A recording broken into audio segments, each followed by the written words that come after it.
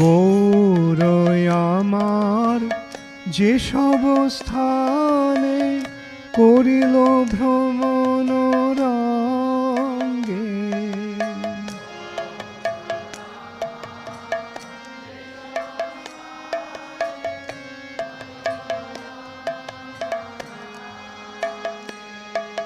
সে সব স্থান হেরিব আমি প্রণয় ভকত সঙ্গে।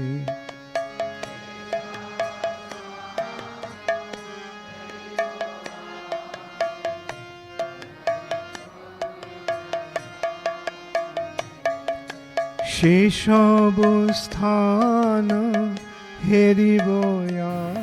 Hare Krishna, Krishna Krishna, Hare Hare, Hare Rama, Rama Rama, Hare Hare, Hare Hare Rama, Krishna Jadavaya Rama, Topalo in the Ram, Sila Desadan.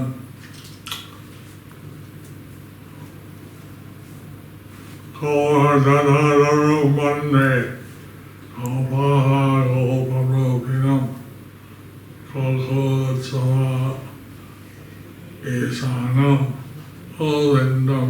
Parikrama I take you on a virtual parikrama. Therefore, we are taking you on a virtual parikrama. So we start out at the Antardwip. So we started out at Antardwip. Hello, visit Sri Caitanya. When we leave the birthplace temple, we visit Shiva Sangan.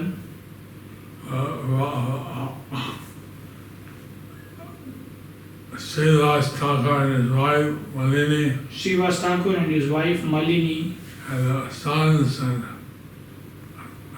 family members and sons and the family members residing. There are some samadhis here of the sannyasis of the Gaudiya Math. There are some samadhis of different sannyasis of Gaudiya Math.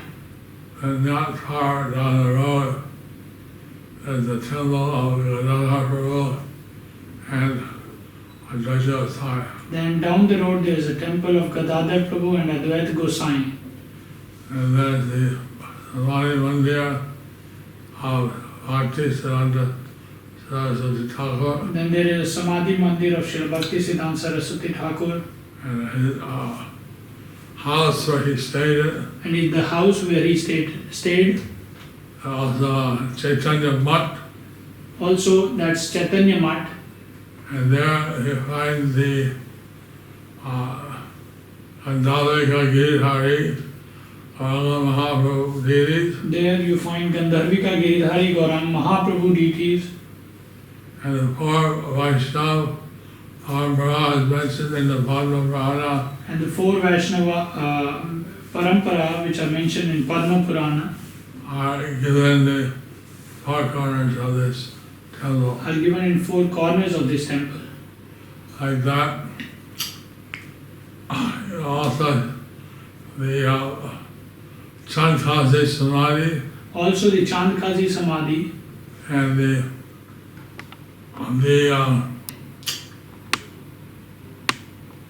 Murari Gupta Mandir. Also the Murari Gupta Mandir. He was a devotee of Sitaram and Lakshman. He was a devotee of Sitaram Lakshman. And then we go to the special temple of Lord Jagannath. Then we go to the special temple of Lord Jagannath. We see Jagannath Baladev Subhadra. We see Jagannath Baladev Subhadra. Sudarshan Chakra. Sudarshan Chakra. And then behind that there's the temple of Simantini. Behind that is a temple of Simantini. And Lord Chaitanya. And Lord Chaitanya. So nearby on the way to the Jalangi. So nearby on the way to Jalangi. There's the place where Lord Balaram defeated the Mayasur demon. That there is a place where Lord Balaram defeated the Mayasur demon.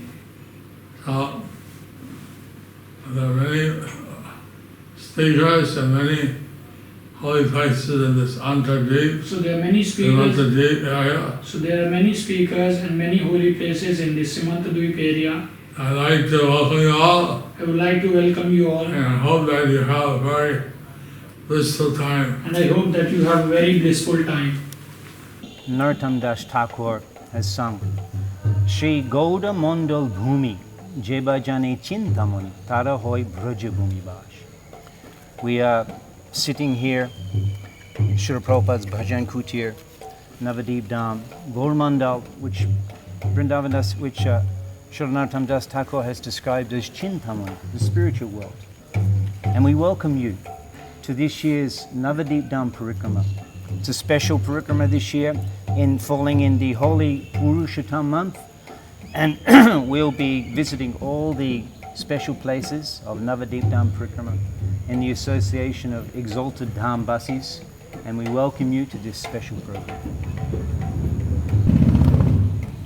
We're very fortunate to have with us today His Grace Pankajanghri Prabhu. He'll be our tour guide for the first day of Navadvip Dham Parikrama. Pankajanghri Prabhu is a Dhambasi.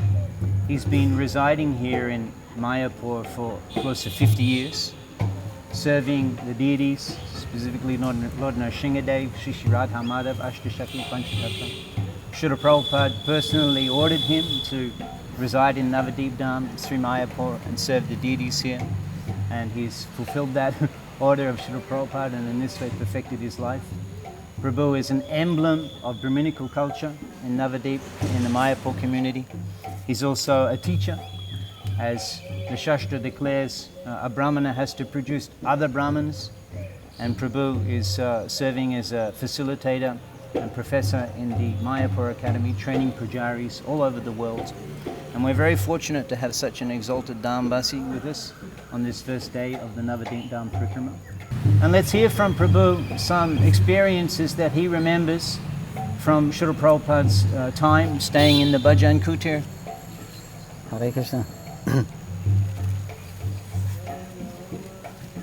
Well, I first came here in 1972. Jananivas, my brother, was here, so he's living here. This was the first building that we had. Prabhupada used to stay here. Deities used to stay here. Radha Madhava used to stay here. That was like it, this side. And we would sleep in here, this building. Srila Prabhupada used to translate here. Of course, at first time there was no electricity, no water. We had a pump for taking bath. And Srila Prabhupada couldn't dictate his Bhaktivedanta purports, so he used a typewriter. So he would sit under the mosquito net and put his hands and type. And he complained, the mosquitoes, they would come and get me anyway. Just put my hands out, they would come and bite me. Prabhupada had a couple of pet hates, things that come out at night, like mosquitoes and people that snore. They were these pet hates. It must have been a lot more austere living in Mayapur in those years than it is these days. Well, it wasn't austere. Austerity means if you've got something better, if there's something better available and you don't have it, that's austerity. When there's nothing better, then it's the best there is. So it's not really austere. So the conclusion is that there's nothing better than residing in Sridham Mayapur in any circumstances. Yeah, what can compare with it? Even one step in Mayapur, one wanders into the area of Navadvip, a step is worth how many? 1 million Ashwamedha sacrifices? Yeah. So this year we'll be welcoming you to join us step by step as we wander through the groves of Navadvip Dham. Here we have the presiding deities of Sri Nitai Padakamal. As Narottam Das Thakur sings that, Jai Shambanda Nahi Ja Brita Janma Gilota. Without a relationship with Nitai Padakamal, one's life is wasted. Could you share with us the role that Sri Nitai Padakamal play in the Navadvip Dham Parikrama, Prabhu? Well, they're the masters of Navadvip. they're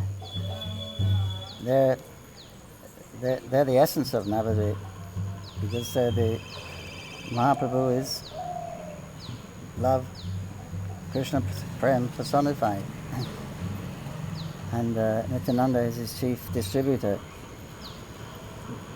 So it's very difficult to attain love of God in Kali Yuga, anytime, especially in Kali Yuga. Even by chanting the Lord's names and doing those kind of things.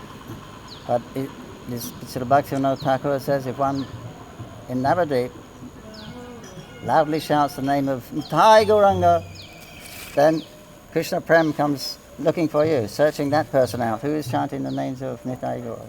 So very easy, very great gift. Very simple. They've made it very simple that we don't have to qualify ourselves. We just have to have faith in the mercy of Lord Nityananda and Lord Gauranga. Prabhu, could you describe for us the appropriate attitude of a participant in Navadvip Dham Parikrama? Yes. Before one begins the Parikrama, it says when one approaches the border of the Dham, one should get down from one's conveyance and prostrate oneself on the ground and roll in the dust, and there beg for the mercy of the Lord, that they be able to enter in the mood of a servant of Gauranga, and be able to perform the Parikrama. There, at the edge there, one should leave one's false ego. Then leave your false ego behind, and leave all your baggage behind, all the things that we carry with us, what you have to do, what about the future is. This Parikrama is a break from the material world, so you just leave all those things behind. It's not important anymore. Just at least for those a short period of time that you're actually performing the Parikrama. So don't carry all these things with you. You go with an open heart, open mind, and expecting the Lord's mercy at every step.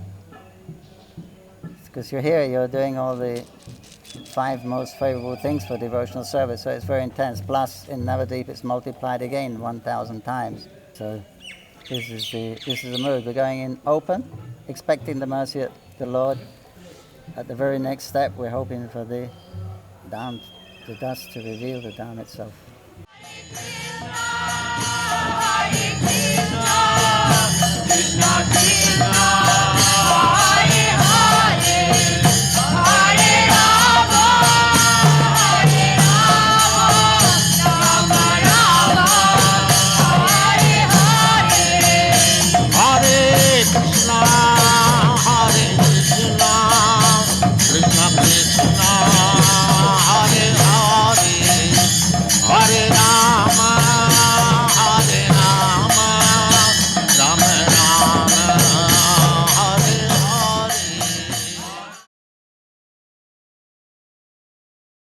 Shribas Angan, the residence of Shribas Thakur, is a place of particular significance in the pastimes of Chaitanya Mahaprabhu.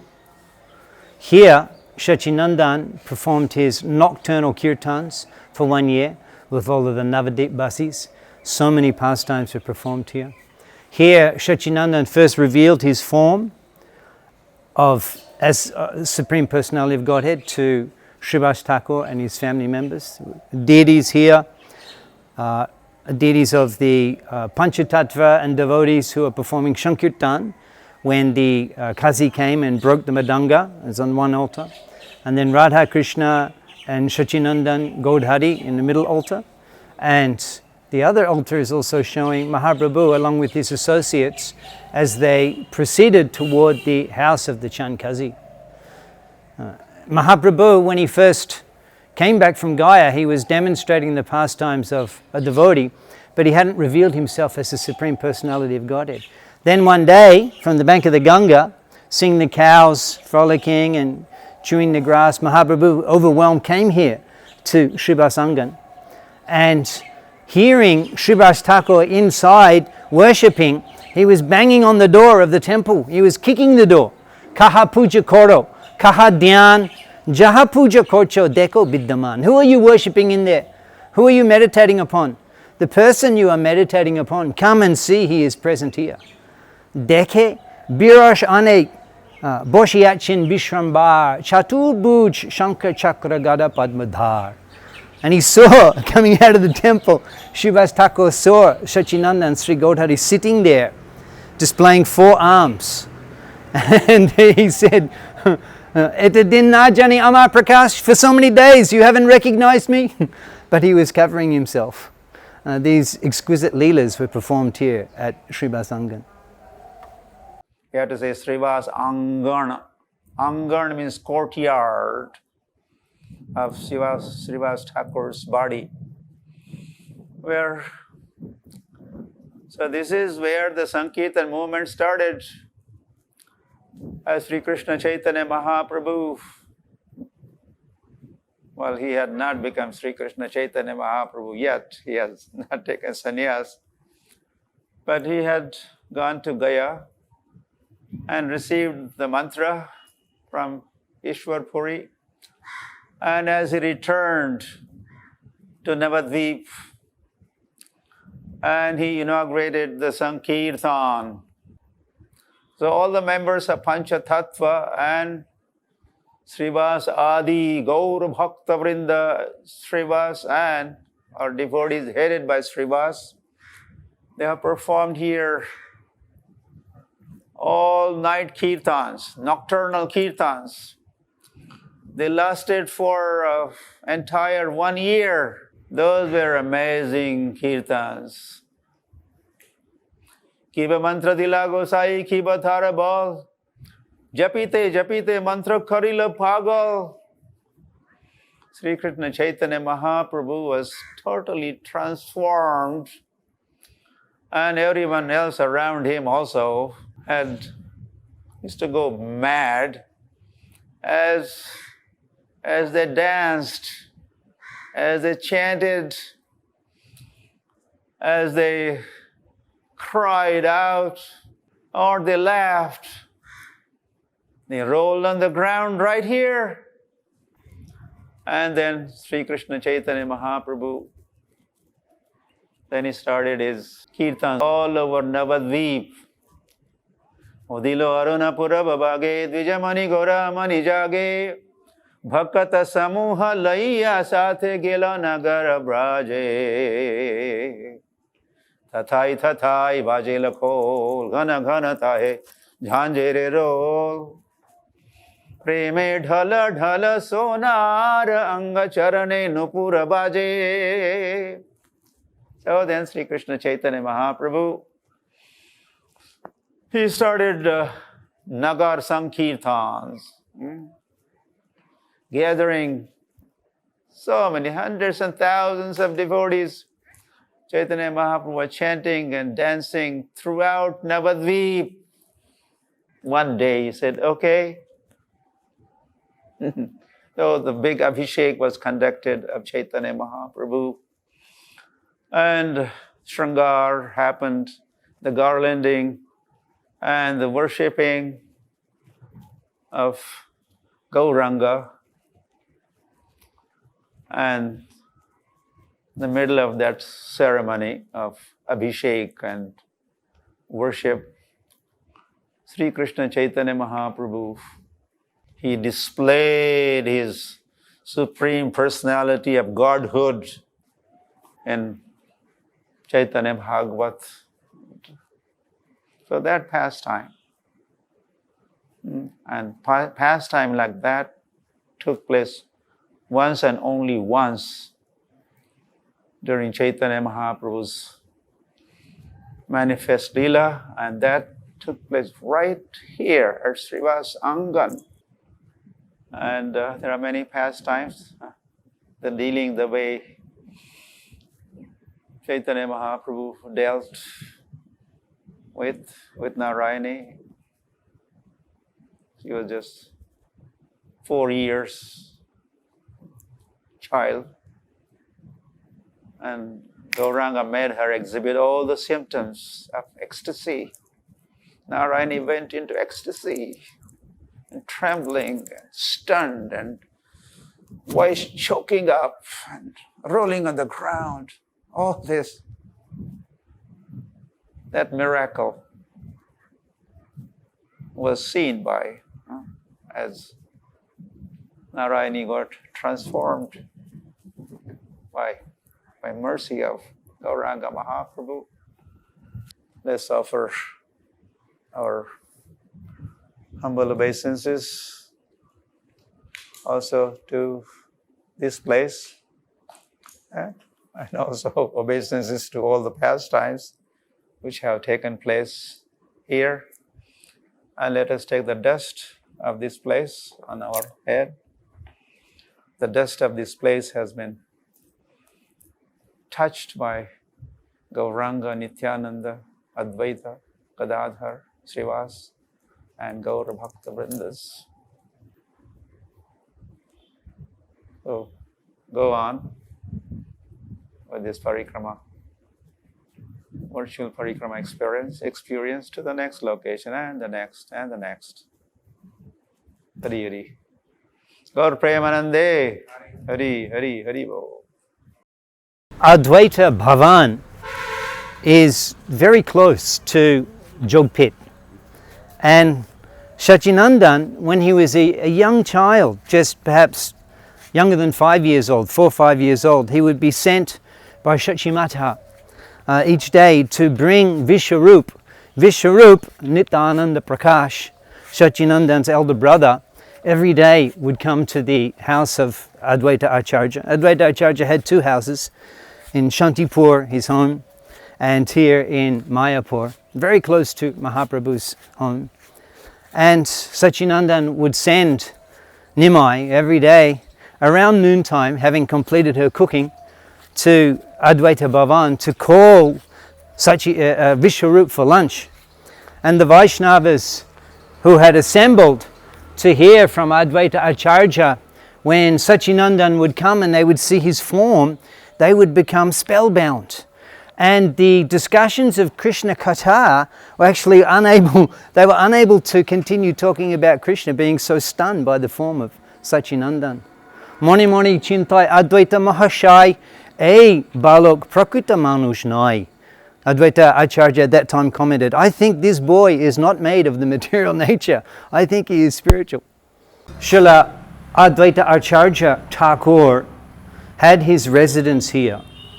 Here in the temple, his deity is showing the Leela of Advaita Thakur praying for the appearance of Chaitanya Mahaprabhu, worshipping his Shalagram Shila, offering Tulasi Pata and Ganga Jal. And Sachinandan, Sri Gaudhari, is giving him blessings and assuring that he will appear.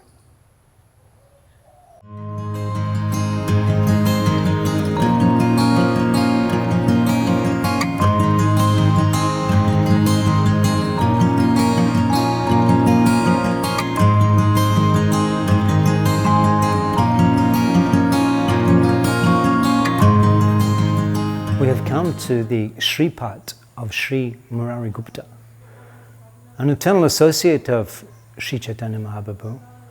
He appeared in East Bengal, Srihata district, where Sachinandan's ancestral home was also found. And he came to Navadvip when he was young, and he was a classmate of Sachinandan.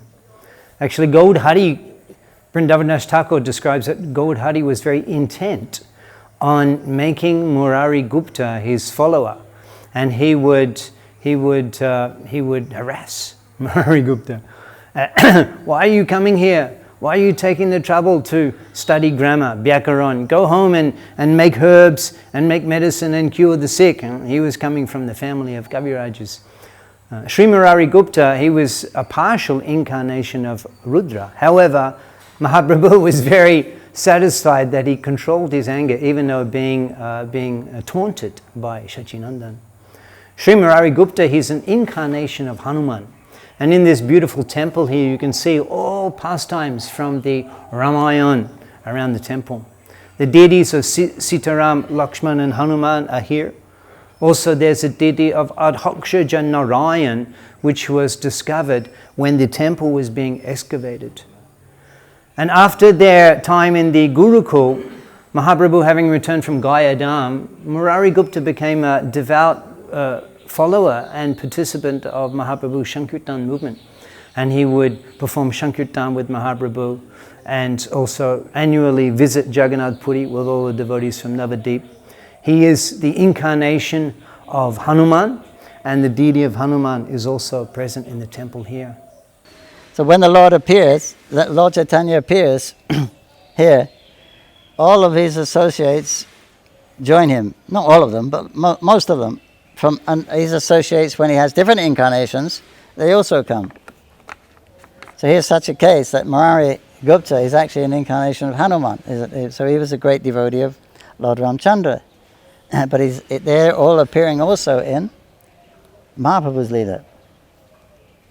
And that was, there was an interesting dialogue, a confrontation between Murari and Lord Chaitanya, because he said, you know, you're worshipping Sitaram, it's fine, but you know, the super excellent worship, the super excellent way of worshipping the Lord, the most esoteric way, is worship of Radha and Krishna in this conjugal mood.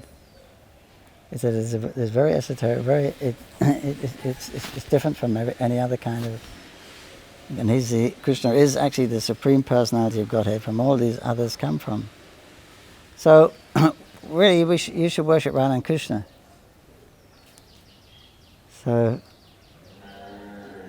Murari didn't say anything, and he bowed and he left. And he began to worship Radha and Krishna. But his heart wasn't there. he just couldn't. And he stayed awake whole night. He was just crying. He just couldn't take himself away from the lotus feet of Ram. So the next day, then he went back to Chaitanya Mahaprabhu. He said, "Mahaprabhu, please let me take my life." He said, "What are you talking about?"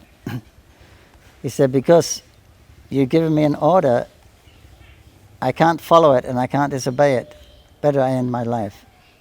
He said, I've sold my head to Ramchandra. I can't leave his lotus feet. And he began to glorify. Mahaprabhu said, you are the real bhakta. I was just joking. I was just testing you. He says, glorious is that devotee who doesn't leave his master. And he rode on his head with Ramdas. And then he asked him, speak about Lord Ramchandra. Mahaprabhu heard him telling, he quoted so many wonderful stories, slokas and everything about Ramchandra. So Mahaprabhu was relishing hearing him do that. So they all come here, yeah, but they have their Istadeva, some of them. So generally those devotees in Mahaprabhu's pastimes, when they leave this world, they get two bodies. They get two personalities, one with Radha and Krishna and one with their Istadeva.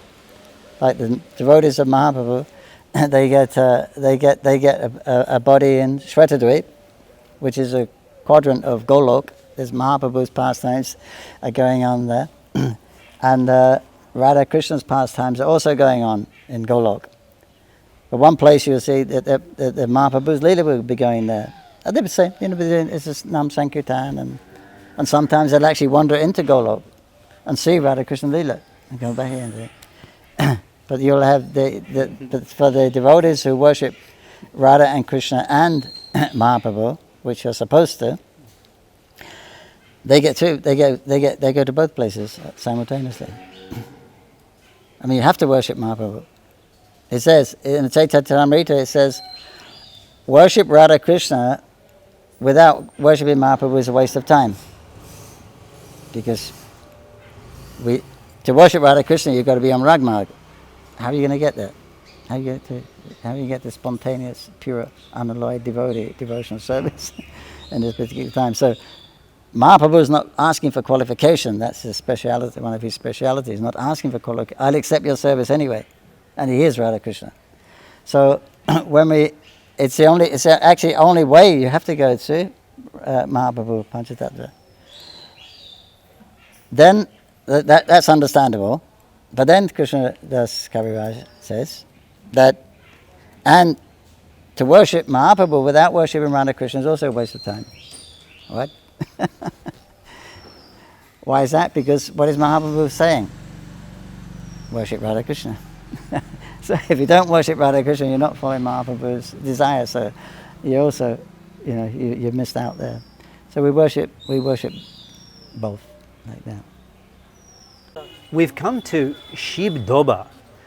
Here is the eternal residence of Briddha Shiva. And in this direction, we have the 5 ghats, Pachagat, which Brajendra Nandan Prabhu will describe the glories of.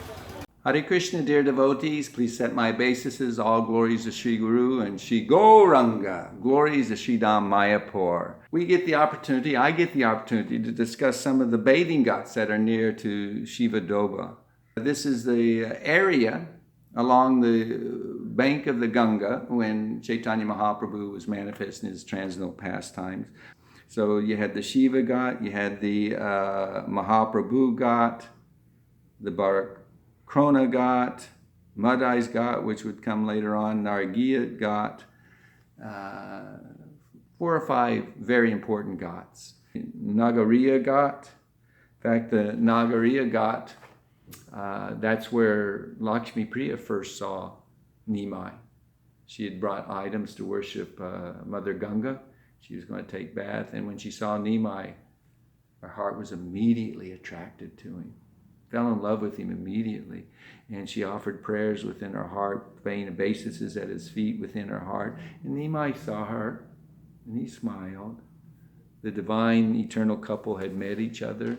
And as Providence would have it, that very day, a Brahmin matchmaker, Vanamali, his name, I think was his name, he went to Mother Sachi to propose that these two should be married, and the pastime goes on. Parikrama Ghat.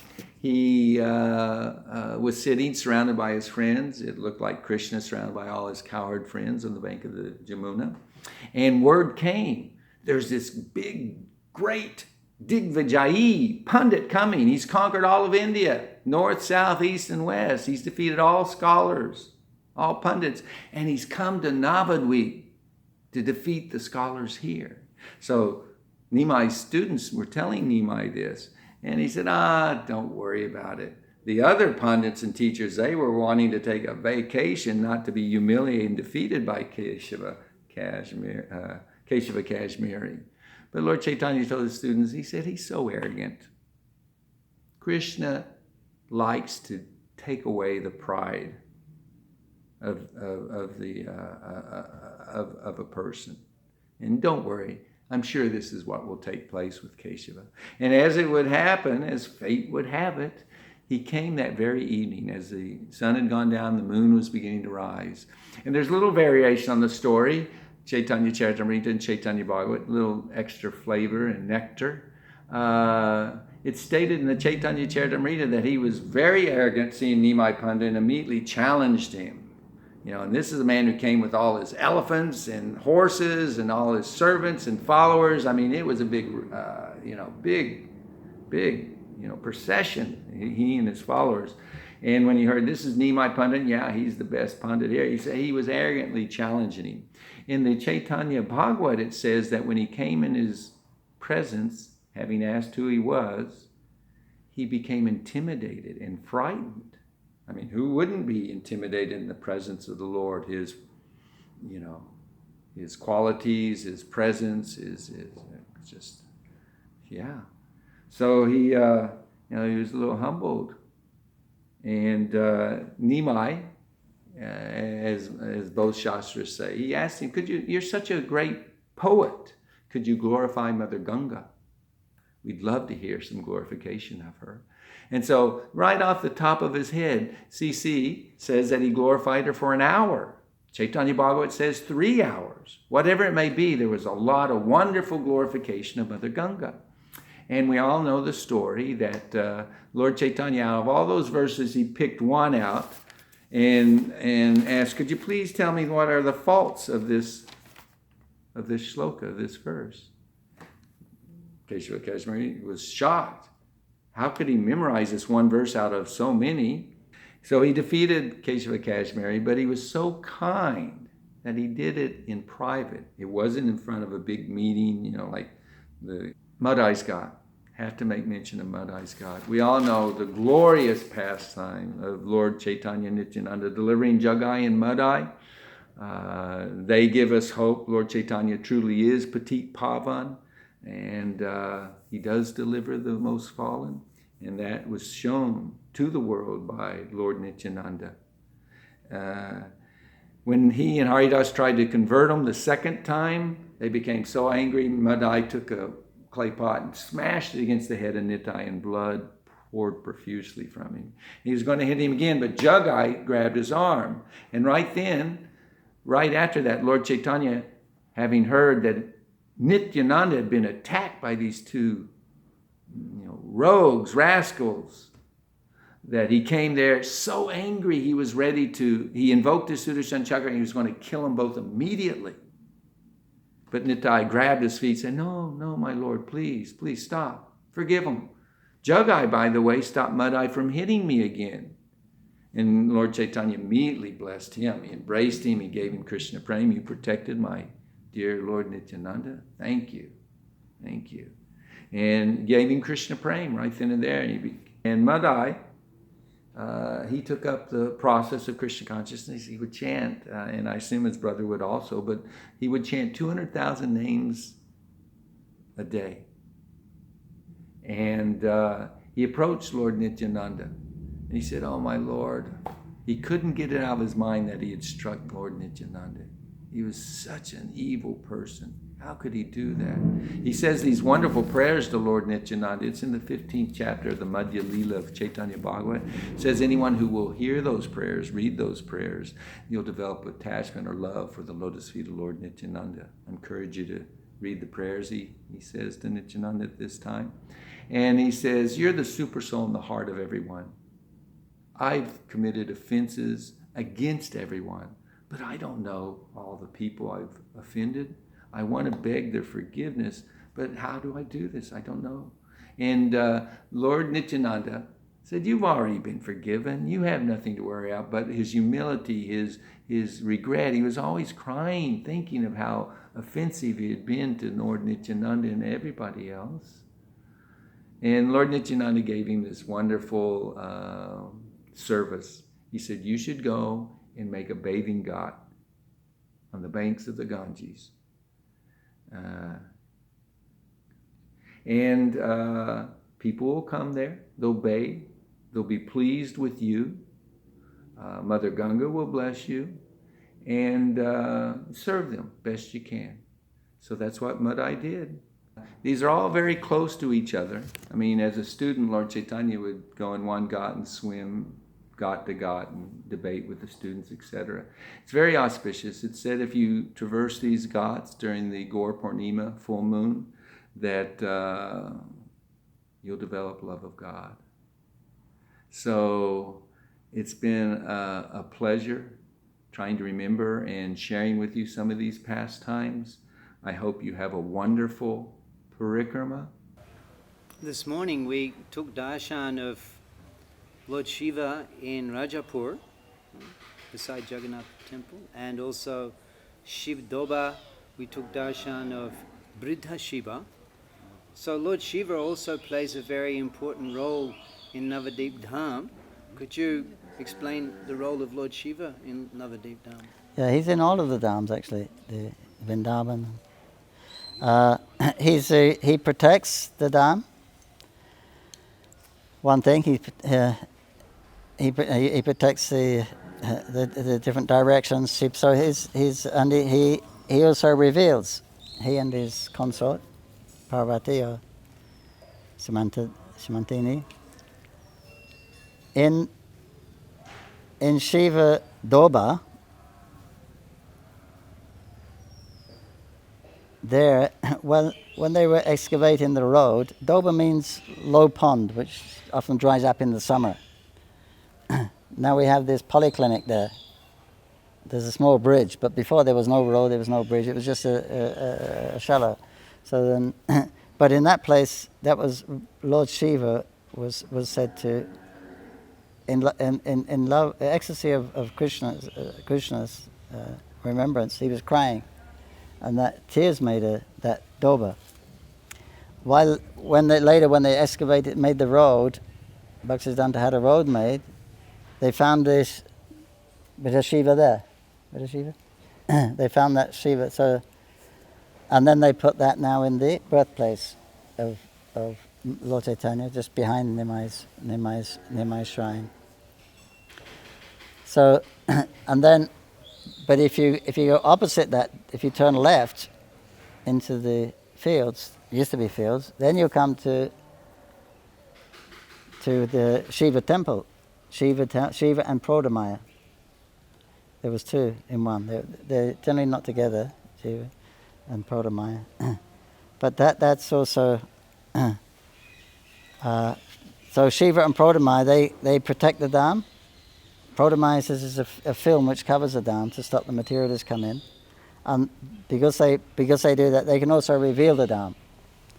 So Lord Shiva has his place in all of these dams, all of the dams in that. You see, he has his places, different aspects of Lord Shiva. And actually, in that Shiva Doba, then there's one Gaudiya Math there, one Shankar Maharaj. Is building this new temple. While he was building it, and Lord Shiva came in a dream to him. He was about 40 feet tall, wearing tiger skin, and he was very angry. He said, "This is my place. Why are you taking my place?" So then he promised he would make a nice temple for him, and he has a beautiful lingam there, in a temporary shade, right on the next to the road. Beautiful lingam, this big. If you go around the back of it, there's some kind of whitish marks coming down like this, it's like the rivers, the Akashganga coming down there. And then another devotee built, named Nimai, he's an ISKCON devotee. He built a building there also. Same thing happened. Lord Shiva come, and then he made it. So there's two Shiva temples. So that's definitely his place. But in the future, Shiva will come back, and Prodamaya, they will come back. That was the prediction also. So we're trying to assist in that. And when she comes back, he says she will begin her task of revealing the dam, revealing all those places which were lost during the Ganga's flooding, etc. The Sri Caitanya Math was the headquarters of Siddhanta Saraswati Thakur's preaching mission. He spent extensive time here. Here is his beautiful Samadhi Mandir, and we know that the Shastra explains that the presence of the Acharya is fully manifest in his Samadhi Mandir, and he's in a particularly merciful mood. So we can take the blessings of Siddhanta Saraswati Thakur, the great Acharya, founder Acharya of the Gaudiya Math, established 64 temples all over India and other countries as well. And of course, Siddhanta Saraswati Thakur, he personally instructed Srila Prabhupada in the first Gaudiya Math Center in Ultadanga Road in Calcutta to preach Chaitanya Mahaprabhu's teachings in English language all over the world. Srila Prabhupada also on several occasions visited Chaitanya Math and associated with his guru, Siddhanta Saraswati Thakur. There are several instances of them meeting together. Here the temple of Sri Sri Radha Gandharva Giridhari, the worshipable deities of Siddhanta Saraswati Thakur. Also, Siddhanta Saraswati Thakur installed deities of the 4 Vaishnava Acharyas here in the Chaitanya Math, indicating that the teachings and the message of the great Vaishnava Acharyas all combine together and are synthesized in the teachings of Chaitanya Mahaprabhu. His worshipable deities, Gandharva Giridhari. Gandharvika Giridhari. Yeah, what was the relationship Siddhanta Saraswati had? Well, it was an interesting story how he got the deities, because they built the temple. Then they wanted the deity, so he himself, he went to Jaipur. That's generally where they make all the best marble deities. And he went to one shop and he came in, and this the owner there, he said, he offered pranams, and he said, this is your deity that you want. And he said, how do you know I wanted a deity? He said, this deity came in my dream last night. And he said, tomorrow one Mahapurusha will come here and I want to accept his worship. So I said, you please take the deity and this Radharani without any charge. So Gandhava, Giridhari, they chose to accept his service and come to Mayapur. They must be the largest deities in Gaudiya Math? I don't know. They're quite large. I don't know if they're the largest. Possibly. Gauranga Babaji Maharaj, the exalted guru of Siddhanta Saraswati Thakur, here performed bhajan, and here his Samadhi Mandir is established, was re-established by Siddhanta Saraswati Thakur. First his Samadhi was established in the other side of the Ganga in Navadvip, and it was brought here by Siddhanta Saraswati Thakur. This great Acharya was extremely deep in his Gaur bhajan, chanting 2 lakhs of Harinam every day, 200,000, that's about 125 rounds every day. And he was very austere. He would simply take the Ganga Mati and eat that to appease the hunger in his belly. And sometimes he would eat soaked rice, which had been soaked in a human skull.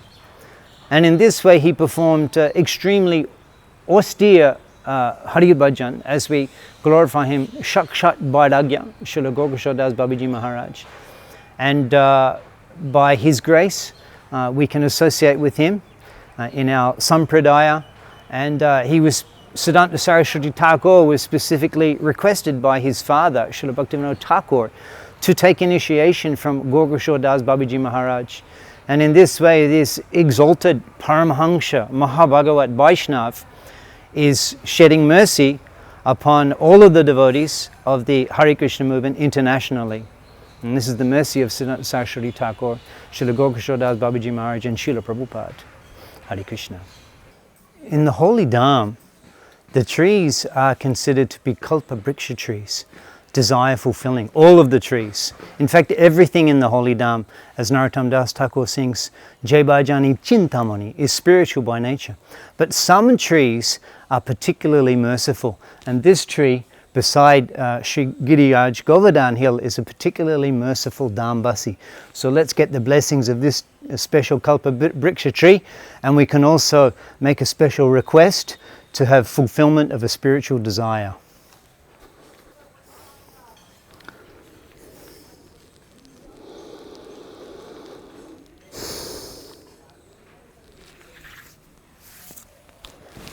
Hare Krishna. Here, we're very fortunate to have come to the lotus feet of Sri Giriraj Maharaj, Sri Govardhan Hill. It was specifically brought here and installed and created by Siddhanta Saraswati Thakur. The Acharyas are full of mercy, and by their mercy, the holy Dham manifests. Let's do Parikrama of Giriraj Maharaj.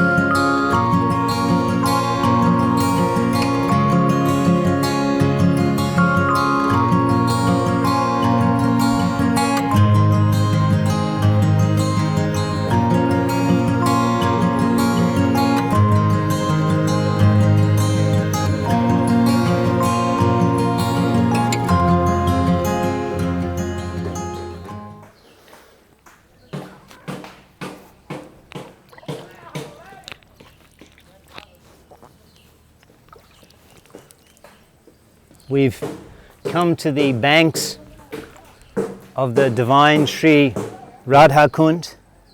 Can you see those fish? They're about that big. Special souls residing in Sri Radha Kund.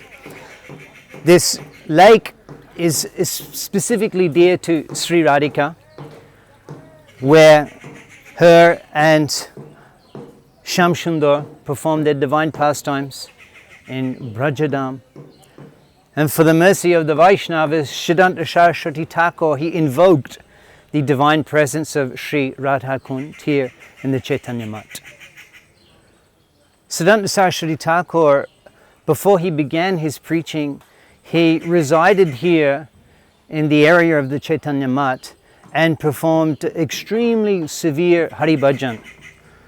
We hear that he performed the Brata, the Shatakoti Brata of 100 crores Nam.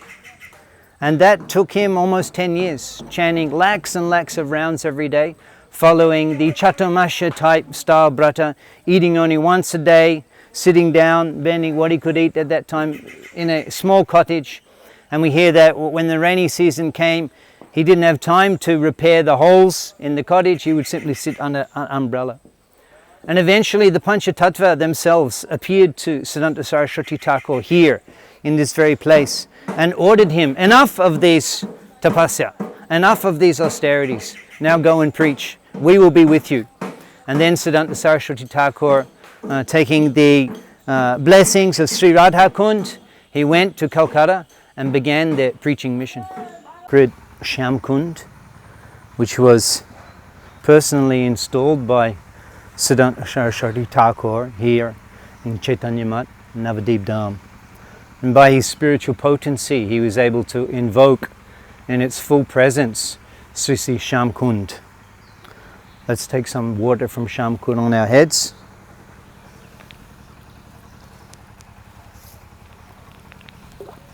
Jai Shri Shri Radhe Shyam.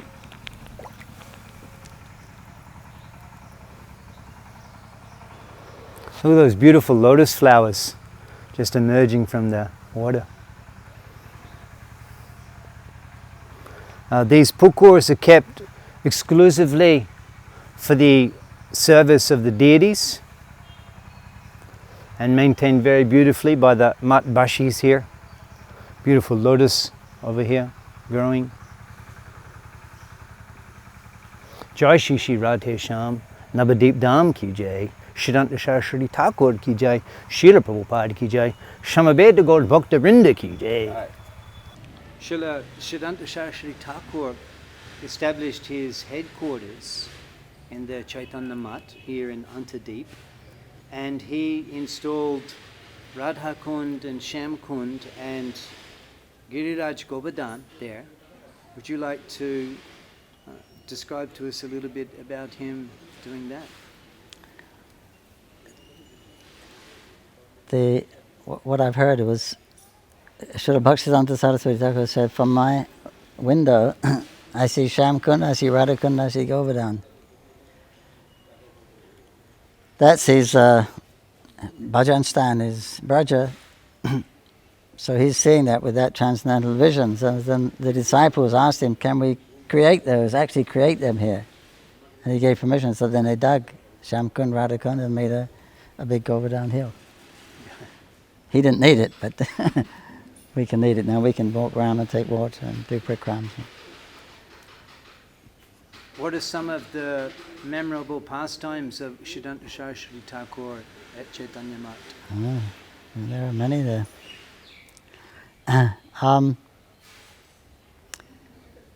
Some extraordinary ones, transcendental pastimes.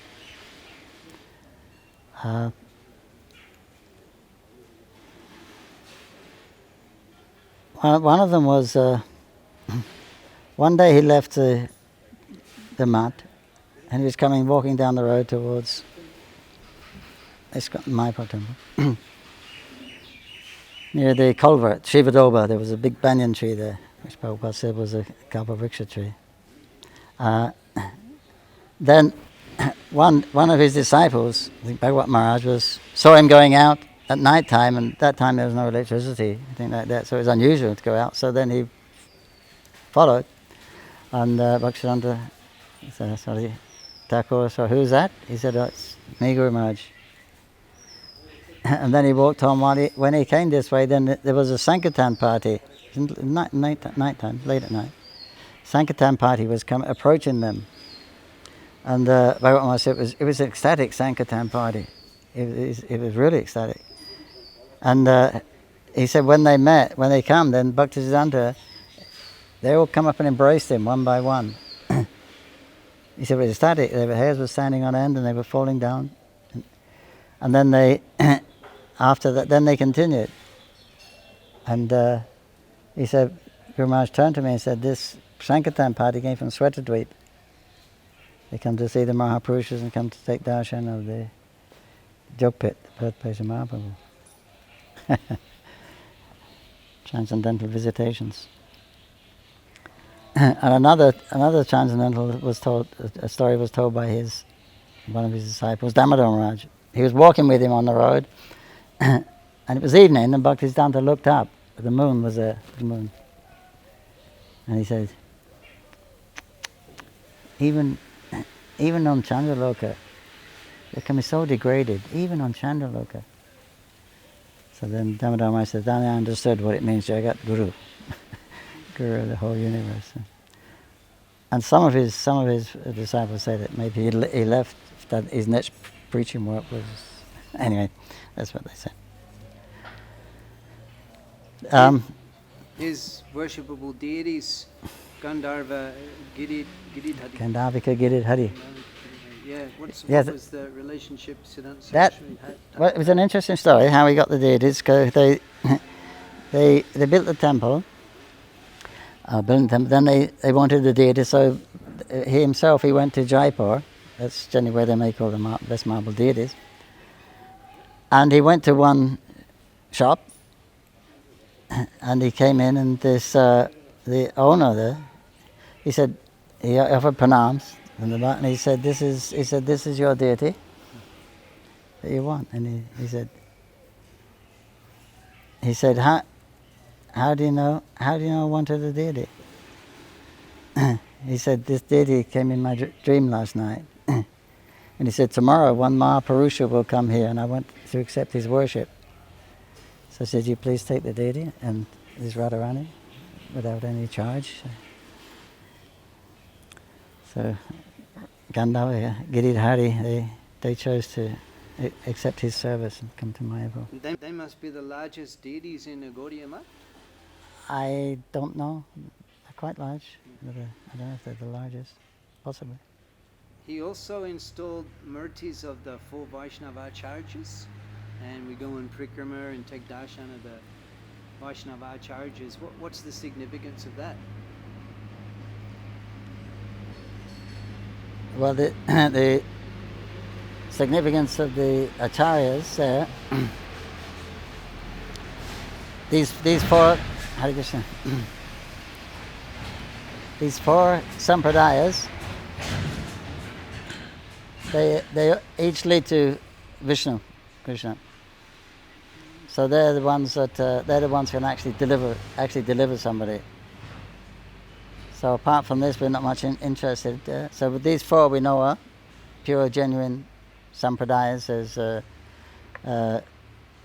our sampradaya is Brahma sampradaya. We're connected.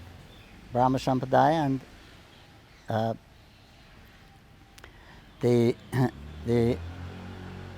acharya is Madhavacharya. So we're a little different.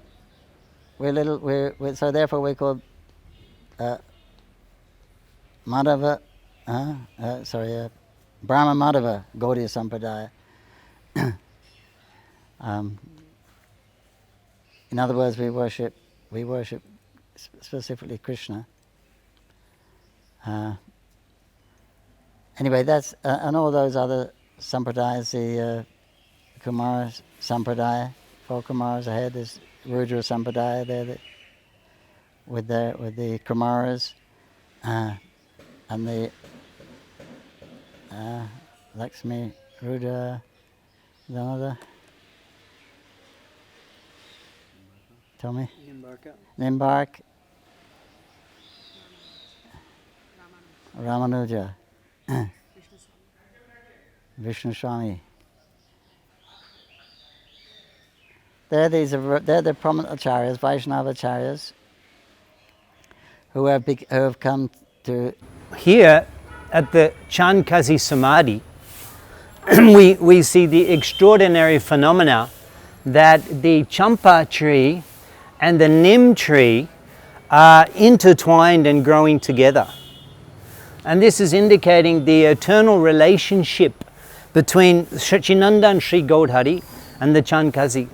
The Chandkazi was the district, you could say, magistrate, what would we, district ruler. The Chandkazi was the local ruler of the area. And we just visited Sri Basangan, and one evening, Chandkazi, look out.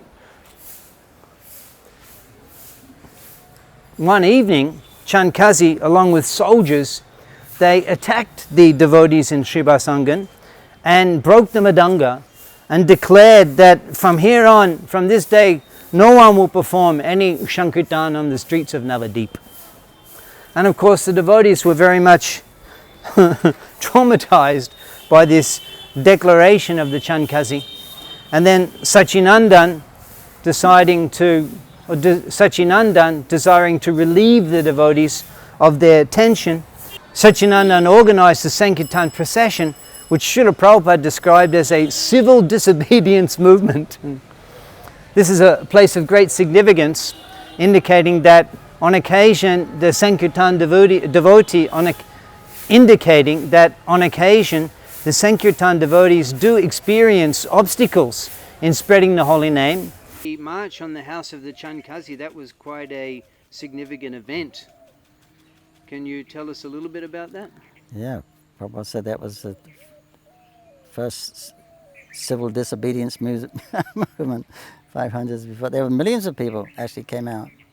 They tried to, because as we explained before, many people wanted to come and see this nocturnal kirtans in Srivas Thakur's house, but only the devotees were allowed in. So some of them got envious, even some of the brahmanas.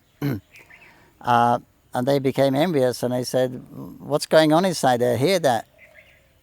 The people sound so happy, and they must have some good wine in there. You know, they're so happy, and what are they doing? They lock the doors. There must be something illicit going on. You know, why don't they let anyone in? Anyway, why don't they let us in? You know, we're Brahmins, and they're not letting us in. And anyway, they're making such a racket. It's that they can hear this from the Chandkazis. It's not far from it's only a kilometer, so what will happen is the Chandkazi will get disturbed by all this loud noise they're making every night, and they would come and punish everyone. So rather than wait for that to happen, let's go and shop him, let's go and dub him in, as they say. We go and complain to him that this Nimai has nothing to do with us, he's acting independently. So so they did that, they went to complain. He's not, whatever he's doing, this kirtan, this noise, it's causing a disturbance. Nimai was a good boy before he started to associate with that Srivas Thakur and the Vaishnavas. He was a very scholarly boy, but now they've influenced him, he's become mad. It's not according to Shastra what they're doing. You know, now is a rainy season, the Lord is sleeping for 4 months, and they're chanting his name loudly, they're going to disturb him. It's not a Hindu practice, so you should do something. Otherwise we'll do something ourselves. We'll tear his house down and throw it in the Ganga. So then there was a rumor that then the police were going to come and arrest Mahaprabhu.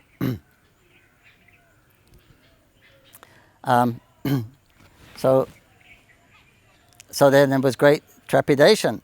Mahaprabhu amongst the devotees, they was fearful. And Mahaprabhu asked, why is there is something is not right.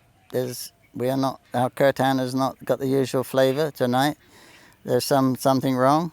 And Shiva said, no, there's nothing wrong, Mahaprabhu. So again he said, Srivas, what is the matter? He said, I know everything. I know what your problem is. You're afraid that they say there's a boatload of soldiers coming and they'll take me to Chankazi. He said, but don't worry.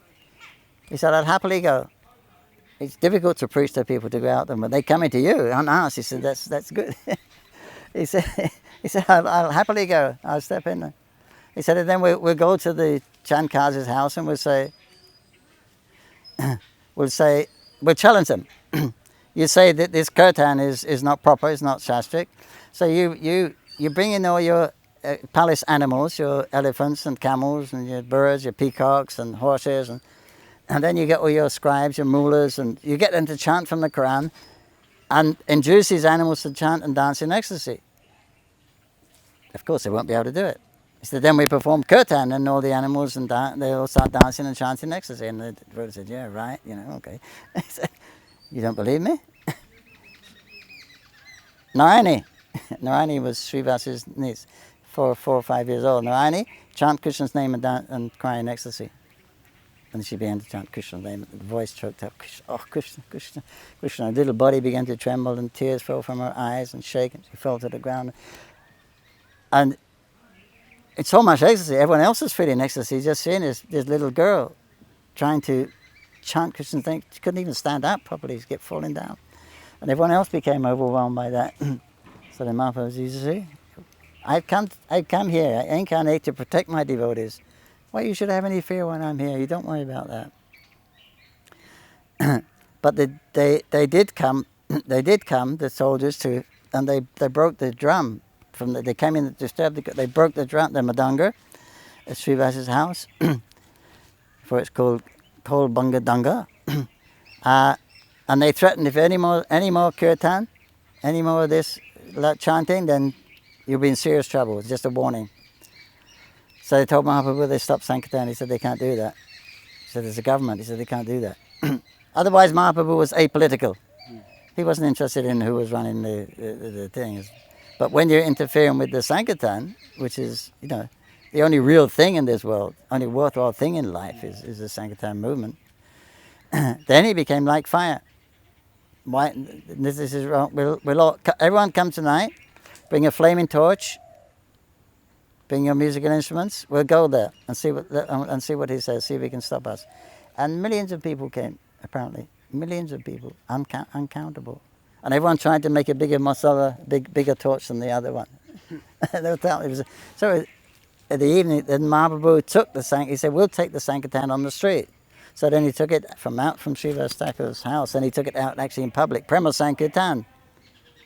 The devotees were dancing, weeping, crying, hair standing on end, horripilations.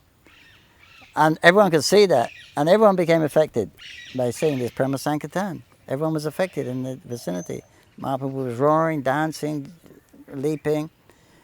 And everyone just joined in, and the whole Navadvip practically turned out and experienced this great ecstasy. Then they walked around by the Ganga, and then they walked to the Chankazi's house.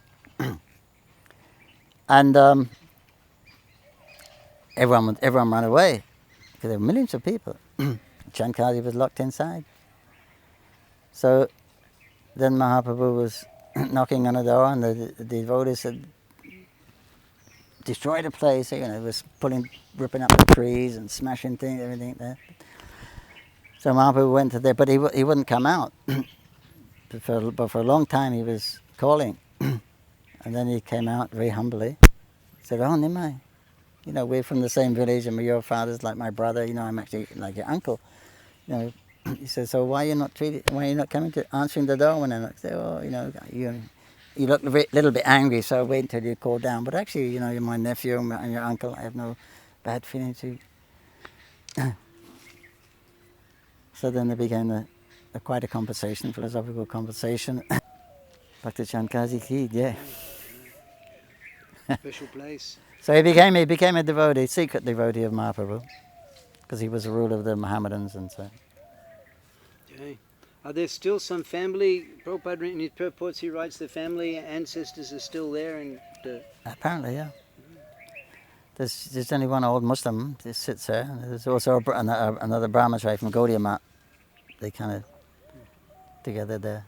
And it's interesting that there's a big champa tree, because Frangipani, very old. It looks 500 years old, but it's a huge, and there's generally always one flower, at least one, even out of season. You can always get one flower on that mystically.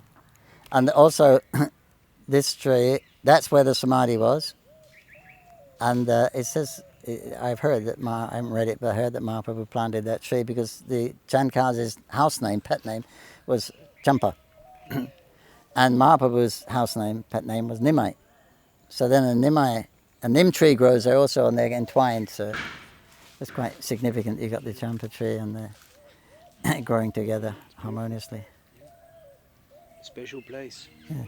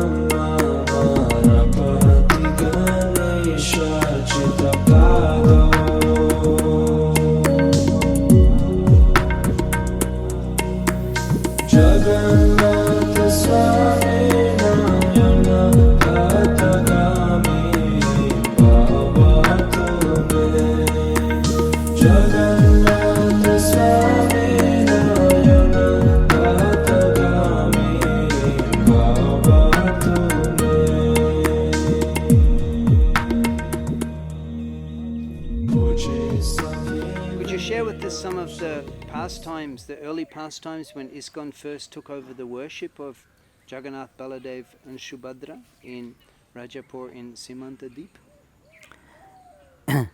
Yes, that 78, I believe it was 1978. We had that temple because the devotee that was looking after the temple, Pratik Chatterjee, he had 7 daughters and no sons. So all the daughters got married, went to their respective husband's house. So he became old. He couldn't continue the worship. So then that time we did a Parikrama, because that's on the Parikrama Party. And that was, our Parikrama just started to develop then, getting quite big. So when we went to take darshan of Jagannath, then this Pratik was so impressed, enlivened by so many young devotees from all around the world, that he asked, would Jayapataka Maharaj, would ISKCON like to take over the service of Jagannath? So Jayapataka Maharaj said, Haribol devotees, would you like to take over the worship of Jagannath Baladev Subhadra? Haribol. That's how it is. So then we took over the seva, and we started to offer a Rajbhog. We cook extra for Radha Madhava in Mayapur. Then Pujari will put it in the tiffin, they put it on the bicycle and offer it. So we'd get one meal a day. So in Jayapataka Maharaj, he came up there and he said, the temple is not fully legally ours. There's still a few more signers. So wait till it's completely under the care of ISKCON, then we can start to increase. So don't increase the service. We don't want to do something we can't continue. Wait till it's completely ours, then we'll make a nice saver program. So Pujari, I didn't tell him there was offering, so he thought, okay, I won't bring the bhoga tomorrow. So the next day he didn't bring it. That night, Jagannath comes, he goes to the temple in a dream. He opens the door, deities are gone, no one there. So he's flabbergasted, he's shocked, and he runs out, the deities are gone, the deities are gone. Then he sees walking across the fields. The deities are walking away, so he's calling out, Jagannath, Baladev, Maharani, please come back, don't go, don't go. Jagannath turns around, no, we're not staying here, you don't feed us. We're going to Mayapur Chandradoya Mandir, have nice So, of course, when we told Jayapataka Maharaj that story, I didn't know you were start. No, you don't stop, so you continue. There's one Pujari there who was a very favourite with Jagannath. He used to really a lot. So one time he was dressing the deities, putting on these necklaces. They put on 3, 4 necklaces, and then the last necklace fell off. So he picked it up and he fixed it on again, and again it fell off. So he was surprised. He fixed it very nicely again. Again it fell off. He picked it up. Jagannath spoke to him, said, "I don't want any more. Don't you understand? 3 is enough." Another time he had a fever.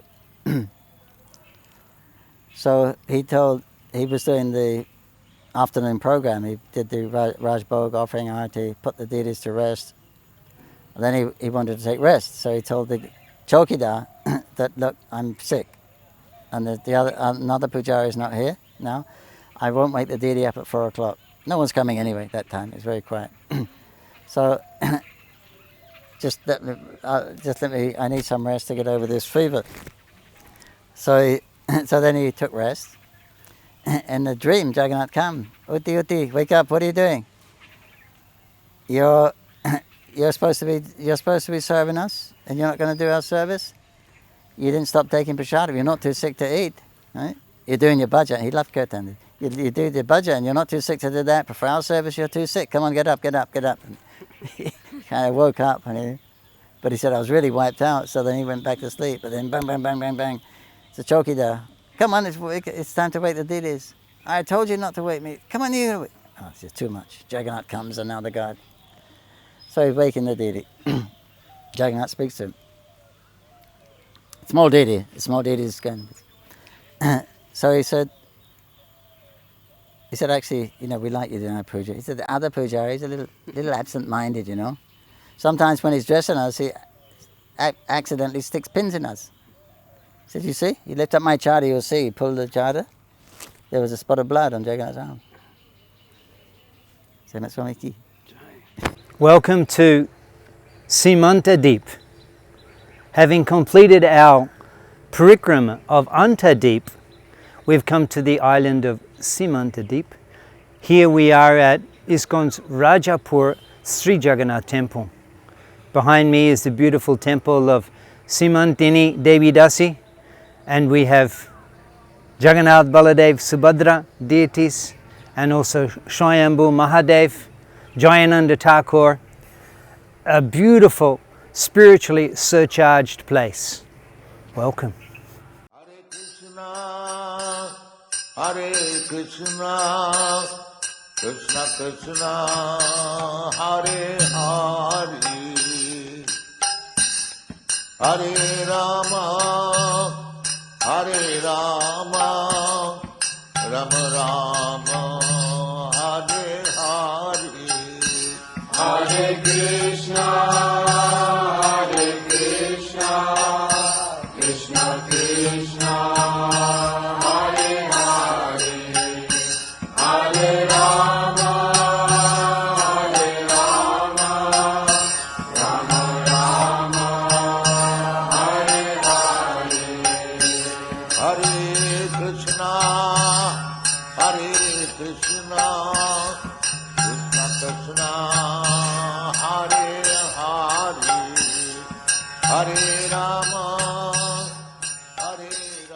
We visited the island of Simantadwip and the temple of Simantini Devi. Could you describe to us the pastime behind Simantini Devi? Many years ago in Satyuga, Lord Shiva was dancing and playing the din-din and dancing in great ecstasy, and he was calling out the name of Gauranga, Gauranga, Gauranga. And Devi was amazed, watching him. I'd never seen him in such ecstasy before. So after he come a little normal, or unnormal, whatever way you look at it, then she said, "My Lord, what happened to you? And what was his name of Gauranga you were chanting? It must be a name of Krishna. I know that, because when you chant Gauranga, I felt the same ecstasy I do when we chant the name of Krishna." So I said, "Yes, he said, I'm chanting the name of Gauranga. He's Krishna. He's coming in Kali Yuga. He'll come here to in the material world and he'll perform his pastimes of Sankirtan, and he will give Braja Prem. He will give Krishna Prem to everyone and everyone without discrimination. I'm giving up my place in Kashi. I'm going to build a cottage on the bank of the Ganga in Navadvip and stay there. Wait. So, wow, she was intrigued. She said, I have to see this form. So, very powerful, Devi. So she sat down and meditated. And she was meditating on the description that Lord Shiva gave her, how the Lord was golden color, with long hair, beautiful eyes, and absorbed in kirtan. So she was meditating like that and chanting his name. And very soon, in her meditation, she had this spurti, she had this vision, the Sankirtan party would actually come in. And there was a beautiful Lord Chaitanya. She'd never seen such a thing before. Every step was spilling love of. So then suddenly the meditation broke, and she opened her eyes, and there, right before, there was Mayapur was manifest with the Sankirtan. So he came over and he said, Devi, what are you doing here? Sitting like that, and why are you crying?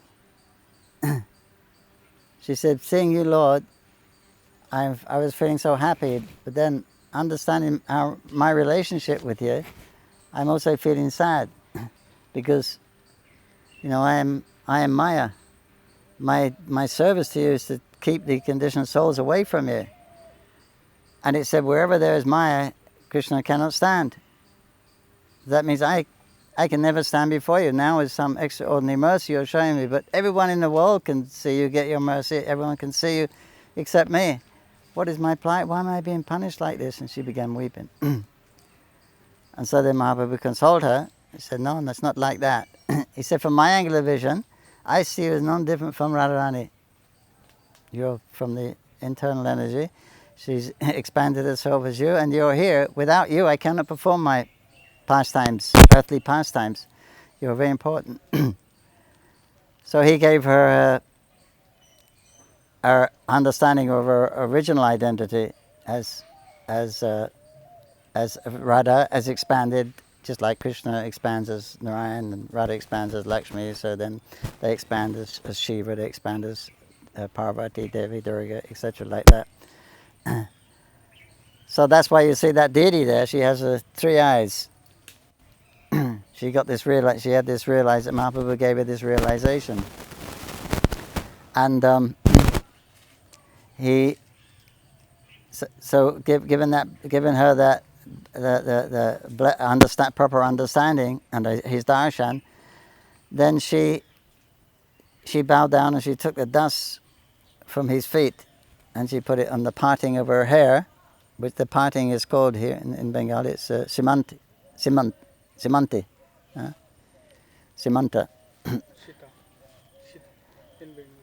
So therefore, she said, therefore the island got named after that, Simantadwip.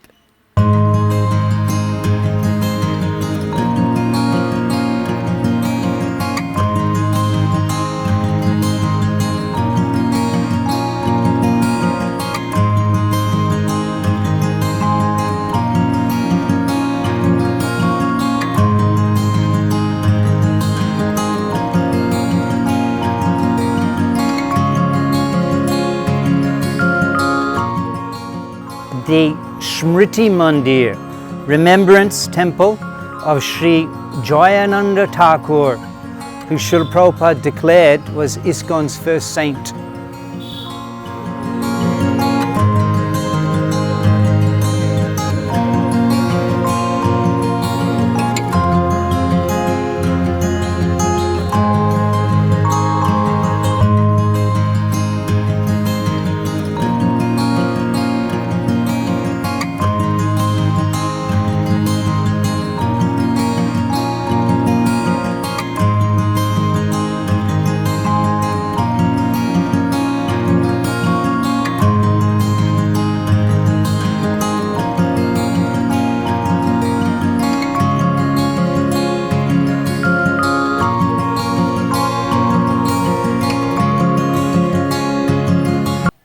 Kolaveta Shidhar is a very special, intimate devotee of Chaitanya Mahaprabhu. He also has his residence in Simantadwip.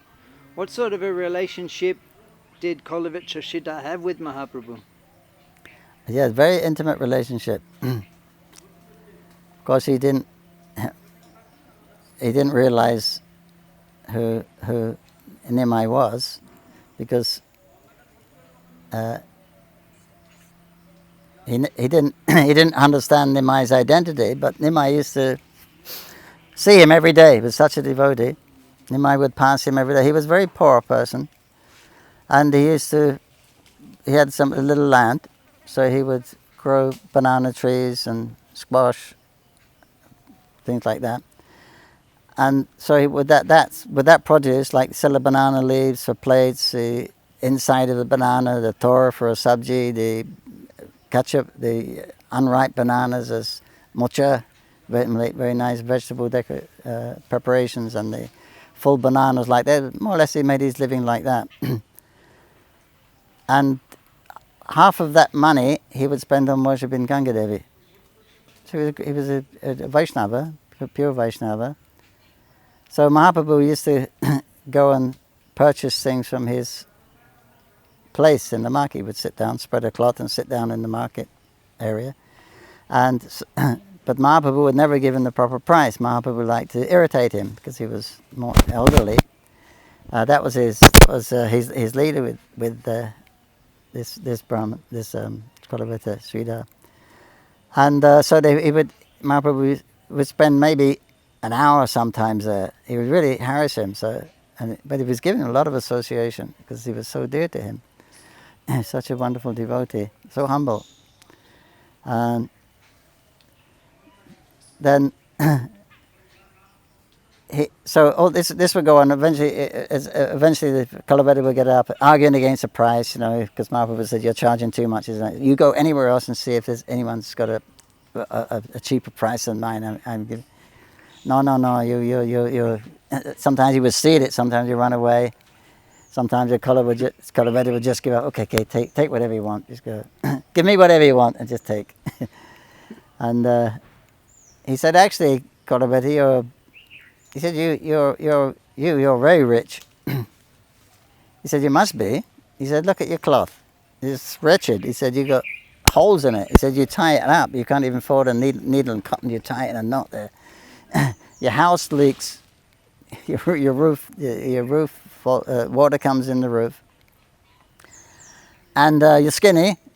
It means you don't spend any money. You're miser. You're stashing all this money. I know you have a great fortune, actually, and you're very wealthy. And one day I will reveal this wealth to the world.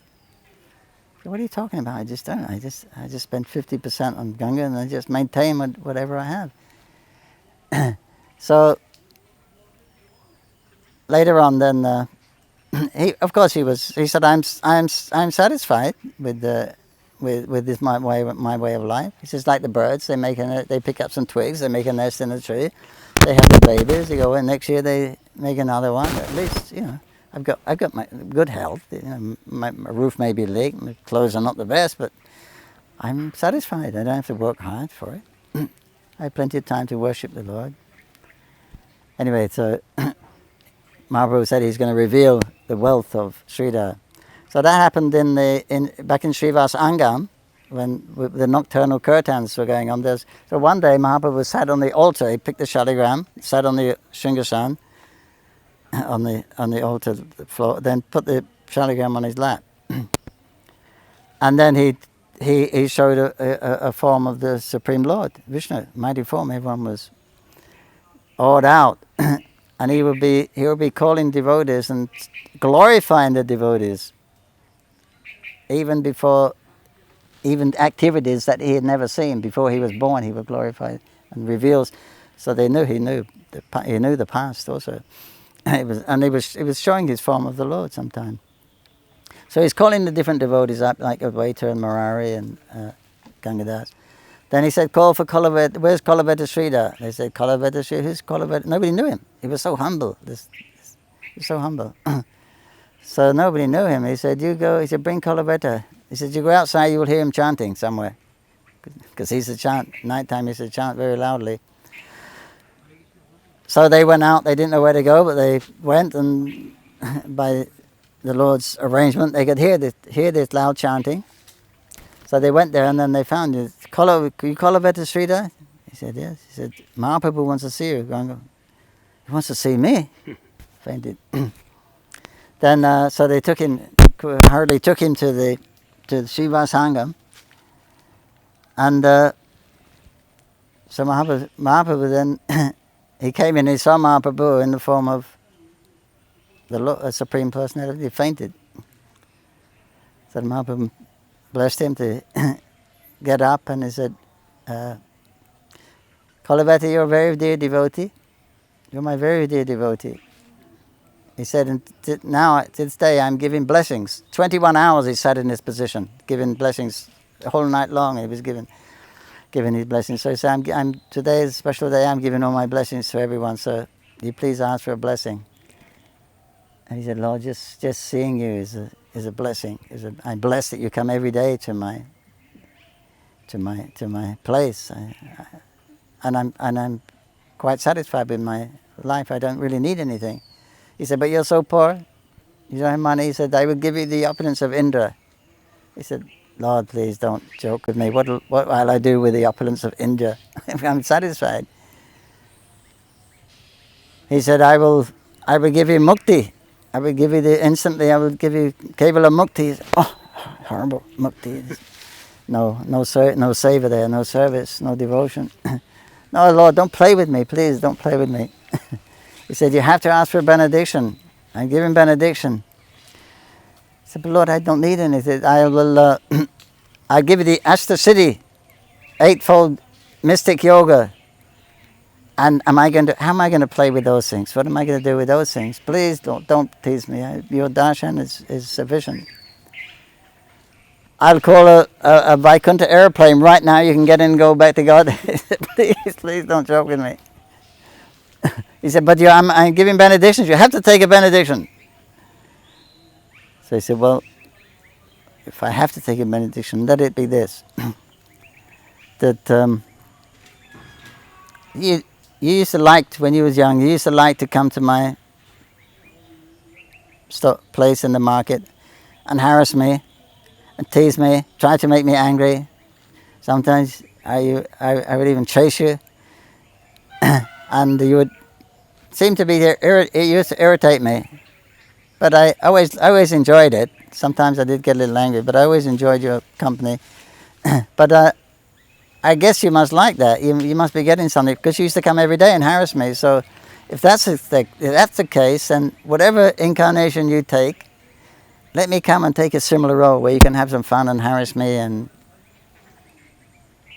Mahaprabhu said, just see. Just see, I told you, Shiva, you have a great treasure. This treasure of bhakti. Because I've just offered Sridhar the results of karma yoga, opulence. I've offered him the results of Gyan, liberation. I've offered him the results of yoga, the Ashta Siddhi. He's refused me. He's even not interested in going to Vaikuntha. He doesn't. He said, so by Sridhar, you see, he's exemplifying the pure unalloyed devotee. Only devotees in this position, they're completely satisfied. They don't need anything else, because he was offered everything else. But because he had love of Krishna, because he was a devotee of Krishna and engaged in devotional service, he was satisfied. So then Mahaprabhu said, but he said, I will give you something anyway, which is even Lord Shiva and Lord Brahma don't get. I will now bestow on you Krishna Prem. Krishna Prem ki jai. So then he fainted, become overwhelmed with love of Krishna immediately when Mahaprabhu blessed him. So he was a very, very exemplary devotee, very dear devotee of Lord Chaitanya.